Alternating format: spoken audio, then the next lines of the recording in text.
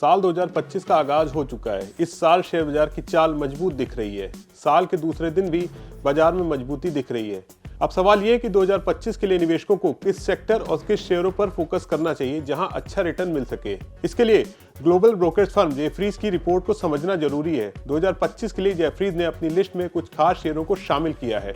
तो चलिए जानते हैं कौन से वो स्टॉक्स और क्या है उनकी संभावनाएं। नमस्कार, मैं हूं सौरभ दीक्षित और आप देख रहे हैं विस्तक। जेफरीज इंडस्ट्रियल सेक्टर पर बुलिश दिख रहा है। खास तौर पर पावर और डिफेंस सेक्टर को उभरते हुए सेक्टर्स में शामिल किया है। जेफरीज को पावर और डिफेंस सेक्टर के शेयरों में 55% तक के उछाल की उम्मीद है। इन दोनों सेक्टर्स का प्रदर्शन 2024 में भी अच्छा रहा है। हालांकि 2024 के आखिरी महीनों में इन शेयरों में मुनाफा वसूली भी देखने को मिली थी। तो चलिए जानते हैं जेफरीज के कुछ टॉप स्टॉक पिक्स के बारे में। जेफरीज ने siemens, Hindustan aeronautics limited, Thermax और लॉर्सन एंड ट्रूबो को अपनी टॉप पिक्स में शामिल किया है। पहला शेयर है हिंदुस्तान एरोनॉटिक्स लिमिटेड। इस शेयर पर जेफरीज ने 5500 रुपए के लक्ष्य के लिए खरीदारी की राय दी है, जो पिछले क्लोजिंग प्राइस से 32% का अपसाइड पोटेंशियल दिखाता है। यानी एचएएल में अच्छा मुनाफा मिलने की संभावना है। अगले 5 सालों में कंपनी के ईपीएस में 20% ग्रोथ का अनुमान है। दूसरा है थर्मेक्स। जेफरीज ने थर्मेक्स पर भी बाय की रेटिंग दी है और 6100 रुपए का प्राइस टारगेट रखा है, जो पिछले क्लोजिंग प्राइस से 55% का अपसाइड पोटेंशियल दिखाता है। थर्मेक्स का फोकस अब क्लीन एनर्जी पर है और इसका फायदा कंपनी को हो सकता है।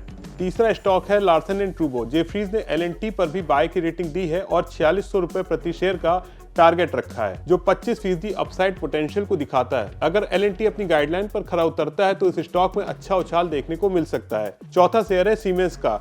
कंपनी में सरकार की योजनाओं का फायदा हो सकता है क्योंकि इसकी पावर ट्रांसमिशन और डिस्ट्रीब्यूशन डिवीजन में सुधार हो रहा है। इसके अलावा पावर बिजनेस के डीमर्जर से भी कंपनी को बढ़त मिल सकती है। जेफरीज ने अपनी रिपोर्ट में यह भी कहा है कि 2024 साल थोड़ा सा मिला जुला था। चुनाव के परिणामों से बाजार को एक निगेटिव सरप्राइज मिला था, लेकिन महाराष्ट्र चुनाव में बीजेपी की जीत से थोड़ी राहत मिली है।